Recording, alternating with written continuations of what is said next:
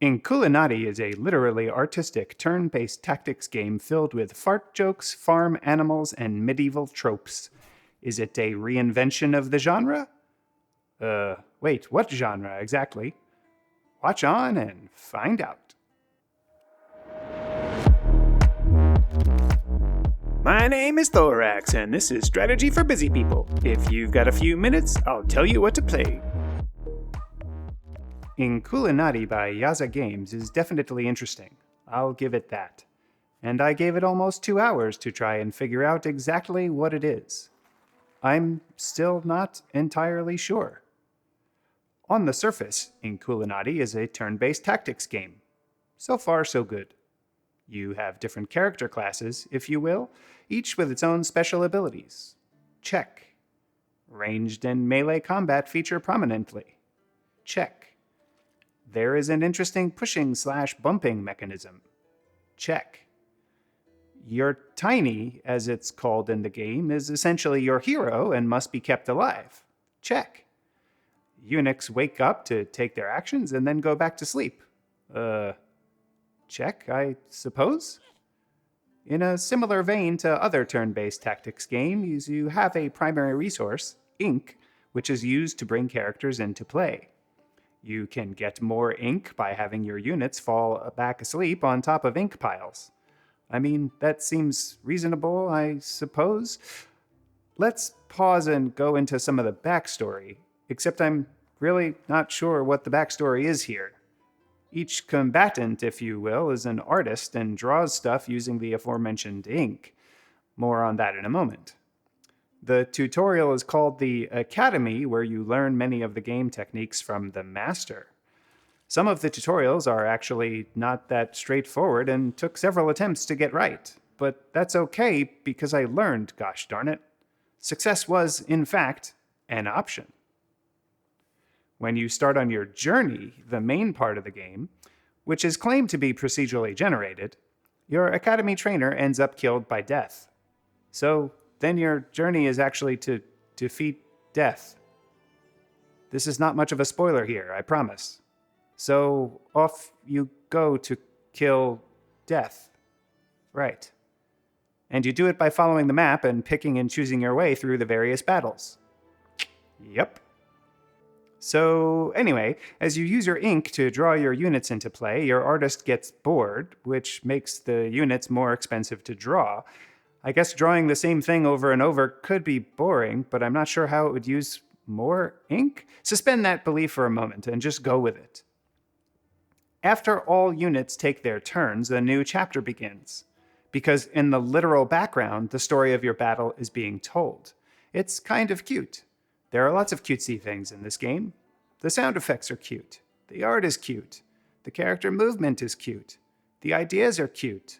The fart jokes, maybe not so much. So, what is the fart joke? Well, you have these rabbit character class units that can have what is absolutely, no questions asked, a fart ability. If you fart in the general direction of an enemy unit facing you, that unit gets a headache and is knocked unconscious for a round, unable to wake and take its turns. This is useful because you can fart a unit unconscious and then push it off the platform. Because this game is also now a platformer. Huh? I guess those farts smelled of elderberries. Anyway, the most powerful class in the game is the snail, because that snail can eat other units as its ability. That's the whole attack. It just eats the unit and the unit dies. One move, one kill. But it's also really expensive to draw the snail, so use it wisely. Oh, I almost forgot. Other than the snail-eating kill attack, you have both ranged and melee attacks, which can do damage. No surprise there.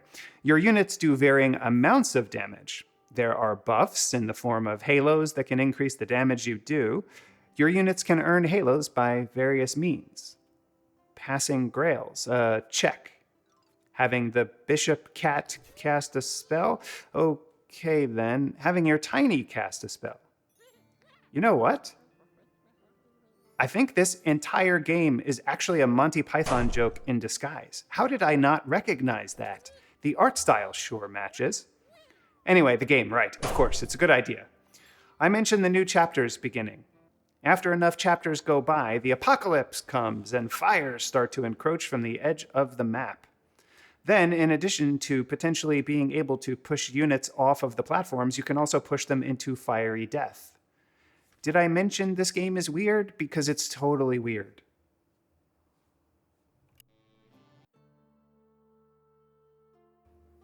Before I give my final verdict, take a moment to like this video and subscribe to the channel.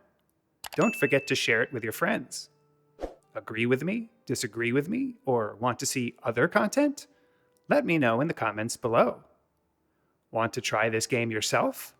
Check out my humble affiliate link below.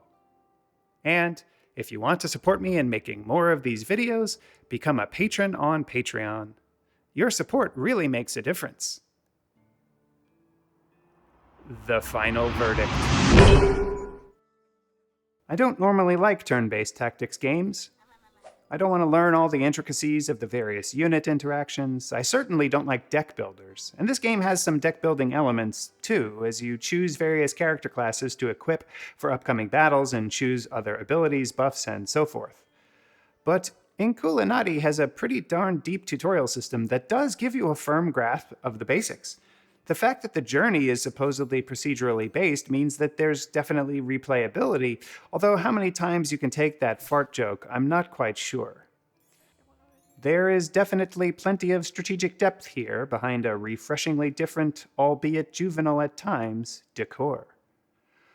On my trademarked 3-point score scale of avoid, meh, and I forgot to eat, Inkulinati didn't have staying power for me, which normally would earn it a middling rating given its other positive attributes.